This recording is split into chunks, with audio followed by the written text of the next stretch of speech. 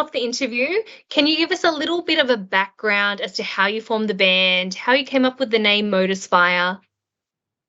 Well, background on the band. I have been at this for a really long time. Started my first band when I was about 15, back in the year 2000. Uh, Wow. and during the noughties, I was in a band called Bagster, playing a kind of similar ska punk kind of thing. Um, Mhm. and that type of music has just really stuck with me forever. I've been through a lot of different types of bands in my career, but in recent years, this was about 2019 or so, I was like, I need this back in my life. So, started pulling the band together, um, and, just needed to find people to work with. And so it started with just me and this fellow, Nick Stanton, who's, an exceptional musician. And we, sat down and started pulling songs together. And it started with Mitch Johnson, who was the drummer in Bagster. Um, Mhm. and it was sort of a sequel to that band in a way. The first lineup was made up mostly of guys from there, but by our second rehearsal, COVID happened, and the whole thing had to kind of pivot. Um, Yep. so yeah, we did pivot, and it became my kind of lockdown project, that first album. Yep. And so I spent a few months working on that. It was all done in bedrooms, and slowly people kind of peeled off this project that wasn't really happening. So it ended up just being me and Nick who made that album together. And when it came time to name it, well, we I originally was going to call it Catastrophe Kids. I thought that was such a cool name, Love but that. but Nick hated it. He didn't like it, so we just started. We just basically, I made a huge list of names, and Modus Fire was the one he picked, and I was like, you know what, that's pretty good. So, and Yeah. what's in a name? Uh, a rose by any other name would smell as sweet, as they say. And we've been It's a enjoying that. very, very cool name though. Mm. And it sort of just means Modus Fire is really about it's just a kind of art. It's a self-expression. It's getting rage and discomfort out of my head into something, into a vessel. And uh, so Yeah. modus is Latin for the mode, the way, the method. So it's just like the way of fire. Uh, it's a kind of emotional expression that way. Yep. Hmm. That's what it's kind of about. Yeah. Okay, so for anyone who is joining and learning about Modus Fire, how would you describe your sound to them? Uh, I've been calling it, brass-driven prog punk. It's not really technical enough to be a full-on prog rock band, and despite the horn section, generally indicating that you're like Yep. a ska punk thing, there's actually very little of that in our sound. I mean, still a little bit. I know my roots, but it's got a real Yep. kind of Yep. pop punk tempo and energy, but it's just like a little bit more technical than that, a little bit more riffy, Yes. and especially the horn section. While I am the guitarist and singer in this band, I am also a trombone player, and Oh, uh, wow. the vast majority of our recordings are also me playing the trombone, um, Yep. and I feel like it can be kind of undervalued maybe in ska bands, like it's something that just kind of gets plonked on top, where I really try and incorporate the writing of all of that to get this symphonic kind of energy. And it's really crucial to me. I don't think we Yeah. could ever play without it, or play with just one horn player. Like, it's the harmonies and everything are really worked into the songwriting itself. So Yeah. Oh, yeah, absolutely. We were very lucky to get some early ears on Overreacted, and it's very catchy. I'm thank loving you. it. When I was listening, I was thinking this is like Panic at the Disco, Fall Out Boy, and the Cat Empire had a love child. Yeah, So yeah, I something thought like you that, could hear definitely. that. That's what I could hear. But what were your inspirations behind Overreacted? Uh, well, this song's really, a lot of the songs, some of them are about very personal, kind of emotional things, as Overreacted is. It's about Mhm. friendships that fall apart over moments of anger, and you know Mm. things. You can work for a long time to build these relationships, and then in just single emotional incidents, they can all fall to pieces. Uh, where the other half of our music is a bit more fun and fantastic stuff about comic books and sci-fi, and I love that kind of concept things. But Overreacted, I was really vibing uh, more the hot border music, kind of Alkaline Trio, Yep, emotional yep, kind of pop punk in that. yep. Yeah, and with a lot of these songs, they often, the more of our stuff you listen to, you'll hear a lot of these kind of complex guitar breakdowns somewhere in the middle of the song. And quite often the song starts as that guitar piece. It's something that I just noodle around with at home, and I find the melodies and the chord shapes in that, and decide, how that makes me feel. And, you know, like I said, while it is very loud and aggressive, there's still this kind of emotional art piece, poetry kind of vibe at the bottom of it. Like, it's quite, I think, in a literary sense about the way I'm writing the songs. Yep. And uh, as I said, that there's this prog element to the songs, but I feel like if songs are too complicated, then the message is lost. So I often start with something quite technical, but start breaking it down into its core points. I worked with a producer once who had this little post-it note stuck on his computer that just said, refine the idea. And that's always stuck with me. Whenever I'm writing something and starting to noodle around, I'm like, no, no, no. What am I actually trying to say with this piece?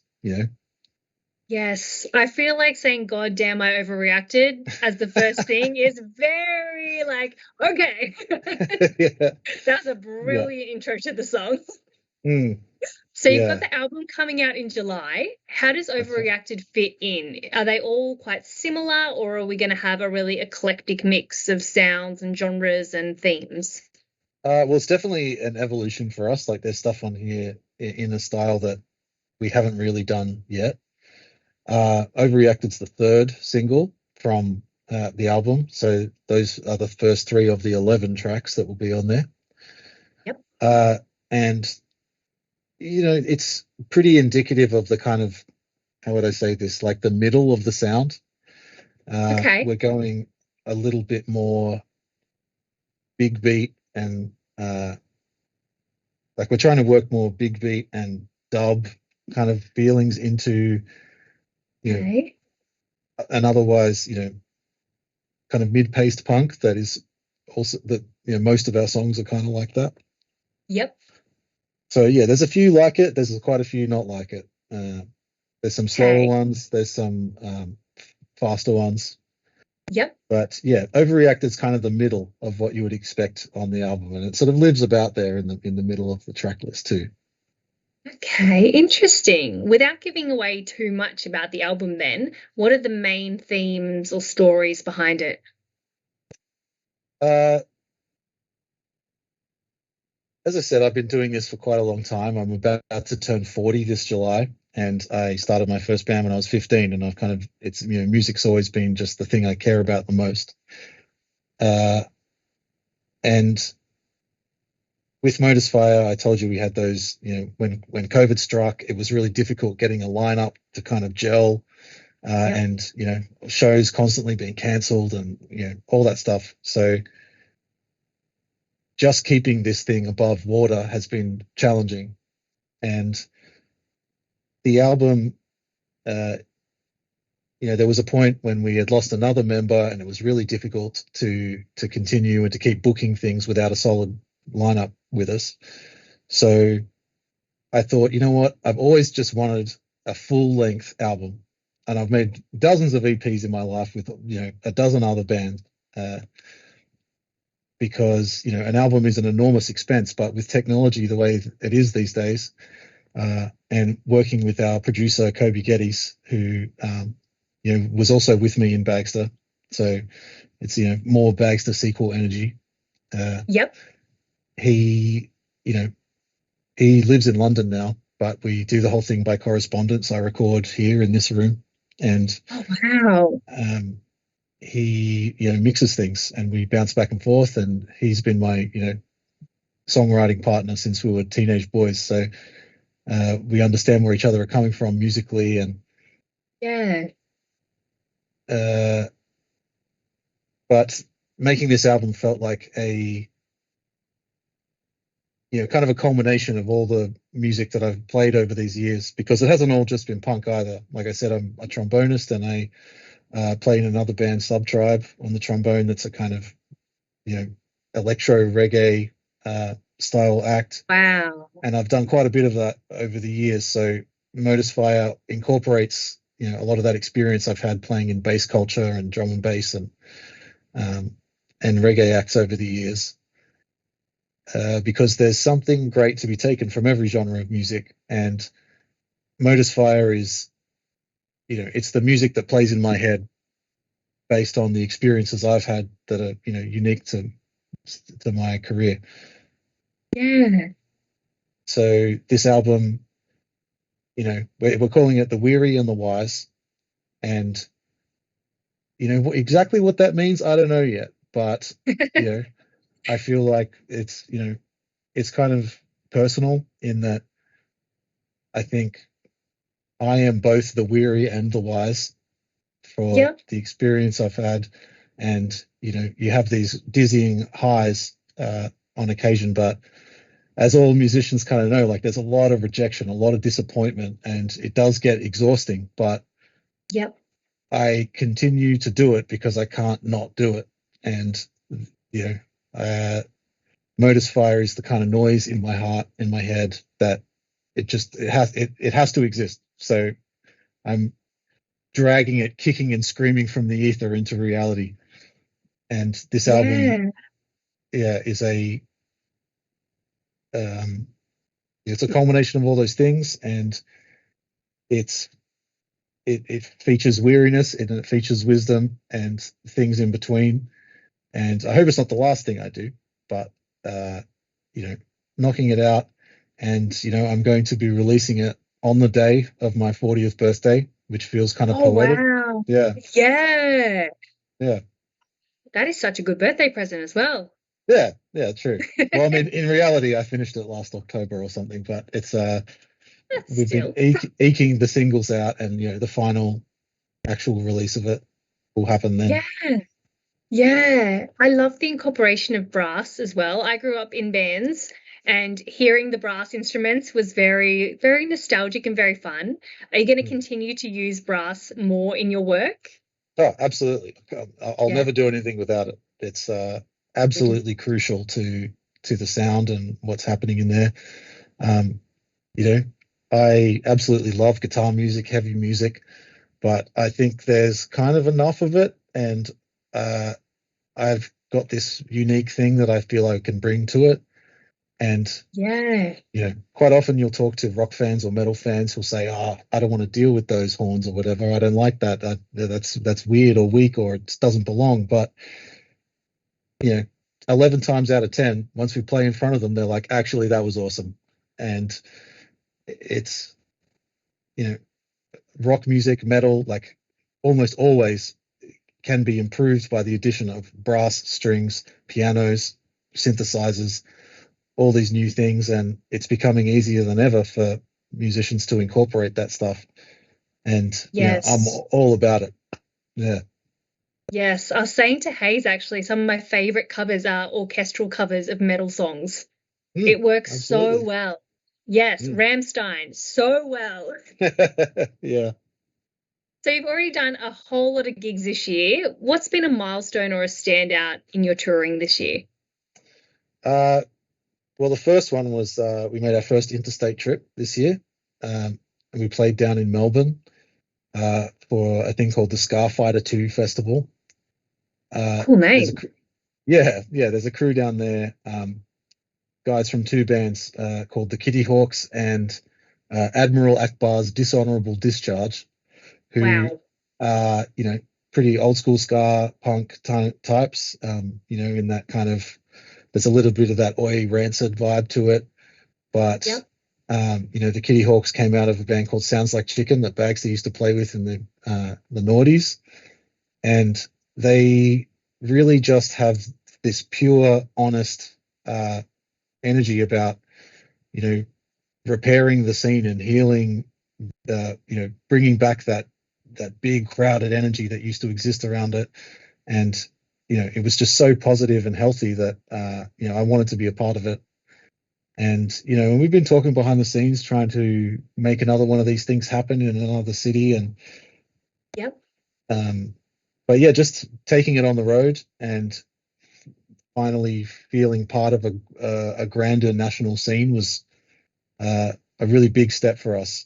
And we so Area 7 were the headline act on that show, and uh, their modern members are people I know from back in the day, and it was just really special to be part of that scene. Yeah. Yeah, That so kind that of was a leads big on to point. it's my next question then. You've mentioned that you wanted to build community and revive the scene. So I was wondering Mm. what your role in all of that was. How do you practically do that? Well, like COVID was the real killer, and it closed down the venues. It raised the price of everything from tickets to drinks Yes. to transport, and Yes. people are fatigued at how difficult it is to enjoy ourselves and to go to concerts these days. Yep. I think, uh, so just the idea of, a night out used to cost you 60, $80, where it's double, triple that at times. And um, Yep. finding a way to make, like, because everybody still wants it. And there are so many bands out here trying to make things happen, and so many venues trying to keep their doors open. And, you know, we're all kind of at odds with each other in that way that, venues need to guarantee crowds of a certain size, where a lot of the bands can't really guarantee that. And uh, places, where there used to be venues spread out all across the city, like certainly in Sydney, most of that is really clustered around that one strip in Newtown. And, Yes. it's again where we've focused most of our energy, and most of Modus Fire's shows have been, at the Mosh Pit Bar, the Botany View Hotel, the Duke, the Townie. Yep. And, I love that there is this kind of central place for it. But, we've lost venues like the Annandale and the Empire, and uh, there, there are more bands than ever competing for the same space. And, the perfect world I envision is really that all of us are working together uh, to revitalize this scene, because, uh, in the world I grew up in, there were so many venues around Surrey Hills and all over the city, as well as this thriving, vibrant, all ages scene in the suburbs. Yes. Yep. And, there were shows with, 7, 8, 900 people, kids of all ages coming out, and all that has been kind of lost to us. And while honestly, I'm a little bit bored of nostalgia these days, and I want to push forward into the new world. Like, that sense of community, that sense of everybody talking to each other, and everybody working together is, I really miss that. And it's part of why I am so happy to see things like Hot and Heavy showing up now. You know, because there's a sense of togetherness and respect for each other, and, we all, there's something to be done out there. And Yes. yeah, I hope to be, Yeah. a part of that, or at Oh, least a for force sure. for It good sounds in all like of it. that. Yeah, Yeah. yeah. Yeah. And I love this atmosphere around bands supporting Aussie bands as well and really pushing that Aussie music scene. Yeah, I feel like that's kind of having a little bit of a revival at the moment. Mm, yeah. And I think scenes used to be quite separate in the old days, where I really like the idea of breaking those walls down, having more bills Yeah. with different kinds of bands. I think young people are a lot more open to enjoying multiple genres instead of being locked in a little box like we were as kids. Yes. And I want to, thrive on that energy, play with more Yeah. indie and metal and all sorts. Yeah. Yeah. Well, speaking of all of those, what are some of your inspirations behind your music? Who or what inspires it? Uh, well, early on, I, as a kid, I inherited my older sister's grunge records. So I started with Pearl Jam and Nirvana and things like Yep. that. But, I was 10 or 11 years old then. And that, when I started hearing things like Frenzal Rhomb and NoFX, that opened my mind more towards, I was like, I'm liking this. But then I heard the Real Big Fish, Mighty Mighty Boss Tones, that kind of stuff, and with the brass in, I was like, oh my god, that's the thing I want. And Yeah. uh, so I was really into that scene and that world all through the noughties until '08 or '09, um, where I started playing in reggae and playing horns with DJs kind of thing, like Yep. dub and drum and bass DJs, and that's really sort of expanded I listen to a lot of different kinds of music, and the way Modus Fire sounds, is a personal thing to me, but I don't necessarily only listen to that or ingest that kind of music. Yeah. Um, but the way that it's coming out, you know, Coheed and Cambria are a big one. I hear a lot of that. A lot of people tell me we sound like that. Yep. Um, but then I hear some weird ones. I got a silver chair the other day. And I was like, really? Like a little bit, I guess. Yeah. Yeah, yeah. I was thinking Nickelback originally. I heard a bit Oh, of wow. that. Yeah, and then I thought, oh no, more Fall Out Boy. But yeah, it's a really cool mix. Hmm. And yeah, so it comes from a lot of places, but I I hear a lot of melodies in like movie scores is a big part of it. Okay, yep. That just some little refrain in a film score, and I'm like, oh, I could work something out of that. And another thing with Yeah. Modus Fire that when I started pulling people together in 2022 or so, and horn players, I needed a way to express the music to them, and I've never trained classically or learned theory, but the quality of the players who were joining us, they started teaching me how that was done. And, Wow. you know, so I was, writing songs, typing them in on a piano roll on a computer and Yep. telling it to print out this sheet music. And I would hand it to the guys in the band and they'd be like, this is garbage and I can't read it. But so I asked them, I was like, get a red pen and mark it, tell me what's wrong with it. And Yep. going over that process, with Nick Stanton, our first bassist, and Daniel Raymond, our first drummer, and then with Paul Murchison, who's still playing trumpet with us now. They were just through iteration after iteration, and working with the software. I still can't read sheet music myself, but I can write it now, and Yep. that's how we've managed to get Modus Fire rolling so quickly. Is that I finally have this language that I can express all the accents and the harmonies and all those little bits, and Yeah. just kind of hand out the sheets, and we can get in a room and pull a song together incredibly quickly without all this Yep. wasteful human mouth talking. We Yep. can just kind of get to the point quickly, and you know having that new language to express it in has meant I can expand the type of writing we do, um, knowing the effective ranges for different players, uh, and for different instruments. It's been I've learned so much from the people I'm playing with, and really Yeah. grateful to them for kind of elevating my songwriting and the way we communicate. Yeah, Yeah, that's so cool that you can write it. I was about to ask, can you read sheet music or do you play by ear? Because I'm the same. I can't read any sheet music, but I can play by ear. But yeah. how long have you been playing? Uh, my first instrument was the euphonium. It's kind of a little tuba. I got into that Wow. when I was about 8 years old, and gave it up in a matter of months. But yeah, I picked up a guitar when I was 10 or 11 probably. Yep.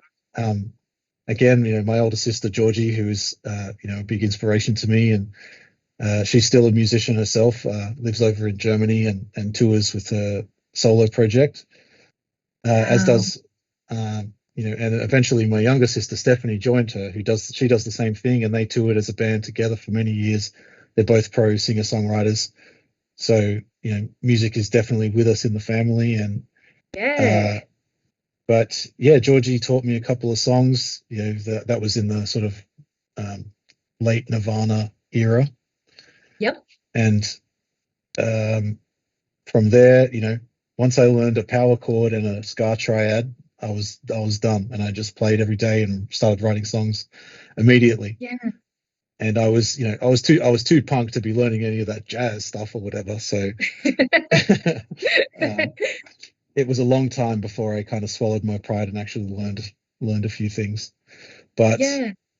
yeah, I've definitely forced myself to learn everything by ear over the years, and have really hardened that skill. So uh, I've been learning things really by ear entirely. And but as I learned the language from these, like most people who are in or have been in Modus Fire are conservatorium graduates, and they Wow. so they've been teaching me names for things that I've known about for years, but I'm like, oh, is that what you call that kind of thing? Yeah. And I was about yeah, to ask how you find all your horn players, but you've answered it again. yeah. Well, yeah, we started with so Paul Murchison, who plays with us still, was he played with Bagster in the later incarnations, and was one of the first people in this. So he, uh, is a prolific and busy trumpet player, and Yep. it was challenging to lock him down for all the dates we needed. So we started expanding things, and as I said, so I on the recordings for the most part I play the trombone myself, and but that's I can't do that as well while I'm on stage with the. Uh, Yeah. so it was through Daniel Raymond, our first drummer, who was a student at the conservatorium, and he pulled in Oscar Lewis, who was our first trombonist, and he's destined for a career as an orchestral uh, trombonist, Yep. and played with us for a couple of years until he did land that orchestra job. So he had to leave town, and yeah, he's with the Navy band now. Yep. Um, but yeah, more or less there are jazz groups, conservatorium groups, and I've continued to play trombone as well in my other band, Subtribe. So Yep. uh, the the two guys, Will and Dave, uh, Will Endicott and Dave Reglar, who play in there, are also seasoned, seen jazz players, and the network has expanded enormously. Um, so because Paul was, he's invested but difficult to lock down because of his other acts. We Yep. started looking around, and that's when we met Amy Fox, who is has been playing with us for 2 and a bit years now. Right. But another you know jazz player, composer, coming out of the conservatorium, and she's found something new and interesting with Modus. And Yep. she was originally brought in to be a kind of backup or fill in for Paul when he couldn't be there. But just by luck, the first few shows they were both available, so we brought them both in, and we were like, Yeah. "This is pretty cool, actually." So uh, I eventually just wrote another new trumpet part on top of what we already had, which was always, Modus was written originally with just one trombone, one trumpet, which is what we had in Bagster. It's how I knew how to do it. Yep. Um, but now there's this third trumpet part with new harmonies, new parts, and designed to allow Paul to sing more harmonies as well. And Yeah. we still can't always lock everybody down. So we have a sort of two horn form, a three horn form, and for the first time this May 31st, we're going to have 4 horns, 2 trombones, 2 trumpets. So, Oh, uh, wow. and yeah, now that we have these charts and the songs are, arranged in this classical way, it's pretty easy to get into the software and just kind of add something else to it. And I wrote the album with that in mind, that, there's a core version of our horn parts, which is just a trombone and a trumpet, but that there's a second trumpet part, there's a possibility for a tenor saxophone, a bari saxophone, and the ultimate kind of stretch goal, let's say, is Yep. Modus Fire with a symphony orchestra in the back. Like I would just I was going to that's ask the that. absolute dream. Yeah. Yeah. Yep. Yeah, classical strings would be amazing. Mm, that's right. So we've If you need dabbled a a little dodgy bit. violinist, then Yeah. But so that's how kind do of a goal for the people, future. yeah, how do people then stream your new music and how do they get tickets to your next show at Oxford Art Factory? Well, we finally have joined the .com boom and got ourselves a Okay. website. So Yes, I saw. modusfire.com is live now. It's not fully populated yet. There's still I've been trying to upload all the photo galleries from all our previous shows. Yep. This Saturday at the Botany View Hotel, which will probably be last Saturday by the time we see this, but uh, that's going to be our 20th show. Uh, but yeah, we've got a website up now where you can buy tickets to everything. We've got a merch store there with a bunch of unique stuff that you can't get at shows. And a mailing list. We are selling our music digitally through there now, and hopefully that goes forward into the future because we release through a single distributor who puts us out to all the streaming services, so you can find us anywhere. Yep. But Spotify, YouTube, and Apple are probably the main ones. But you can get us on Amazon, Deezer, iHeartRadio, the whole bit. But yeah, if you're interested in purchasing digital music from us, the website's the place to do it. As much as we love Awesome. Bandcamp, if you get it directly from us, there's, it all comes to us. So that helps just that Yeah. little bit more. Yes, yes, of course.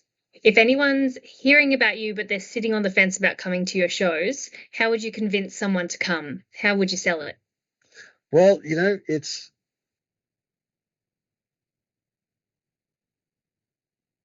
wild expressionism, and I love just that sweaty, head-banging, wild heads, and the music itself is supposed to be riveting, and that's really what I'm trying to share with people. It's the art I have in my heart, and I'm trying to get out. And Yep. the further along we go, the more people we bring in.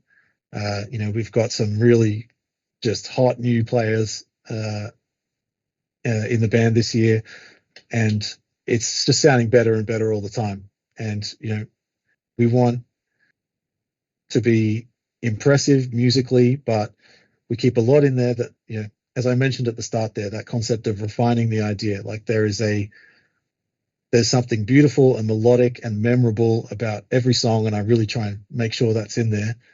And you know, I want these songs to be your favorite songs, and I want there to be a wild-eyed. I want you to be impressed, and uh, I want the songs to be memorable to you. And yeah, that's really where I'm going with it.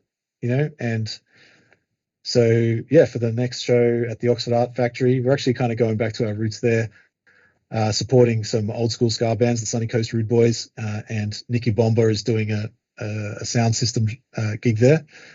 Yep. So yeah, that's kind of about remembering where we came from and joining up, and I love the Rude Boys. Um, and yeah, just want to be part of that big fun energy. Want to bring live Yeah. music and enjoying music and expressing like interesting ways to play it. Yeah, Yeah. I won't say too much about my review, but it was definitely fun, catchy. I think I've listened to it like 20 times, so I'm very yeah, excited for everyone else to hear it. It's a yeah, it's really great. good song. Oh, Really thank you. good.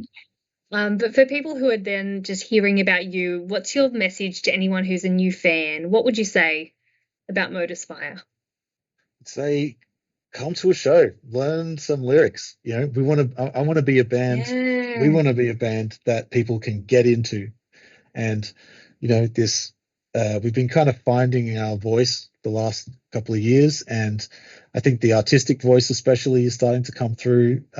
These shocking, bright, you know, 60s comic book kind of feel is shining through, and uh, you know, I want it to be exciting, and I want to be a band that people can really get into. And you know, I've always, you know, I envy bands like Ghost or Iron Maiden who've just got these insane art pieces on their t-shirts, and Yeah. uh, you know, bands that have their own comic books or television shows, and you know, things that go along with it, Yes. supplementary artistic material. Yes. And you know, I'm dabbling a little bit in concept. Uh, you know, being a concept band with some songs, and would like to do something like that in the future. You know, like tell a real dramatic narrative with an album or a Yeah. performance. Yep. And yeah, basically we're just getting started, but you know, we want people to have something to really get into. We want to be your favorite band. Yeah. Yes. Yes. And that new track, it's very singable. Uh, Very. yeah, Yes. great. Whereas I listen to a lot of metal and sometimes I don't know what I'm saying. I'm just kind of screaming into the void. So it's Yeah, yeah. nice to have a song that you can sing and that had that beautiful hook after the chorus. Yeah, Great. Thanks. it's I'm so glad you lovely. enjoyed it. Oh, Yeah. I really did. That's great Yeah. news. Well, hopefully you enjoy the next one and the rest of the album when it lands in July too. Yeah. Yeah. Is there anything else that you want to say to promote the album before we wrap up? Just I've been, you know, fairly tight-lipped about it. We've been releasing those singles, you know, Toxicity, Evil Geniuses, and now Yep. Overreacted. Uh, I'm still tossing up whether we should drop a fourth one in June before the album, and I probably will. Okay. Um, Yeah. but yeah, this album has uh, there's there are many years of thought and experience that have kind of gone into this. Uh, it's this album, you know, I'm expressing a lot that has come before it, and uh, it's a really special, thoughtful art piece, and Yep. I want it to be the first album of many albums, and you know, I want, you know, in my perfect world, I would have fans who are arguing about which album is better, kind of thing. Yeah, I'll go that's the online and future I'll I start envision. arguments for you. Yeah, yeah, yeah, yeah. So Perfect. Well, yeah, I'm looking forward to the release then. yeah, Awesome. Thank you so much for sitting down with us tonight. It's been a pleasure. yeah. Has been a pleasure. Thank you so much, Sarah. This way.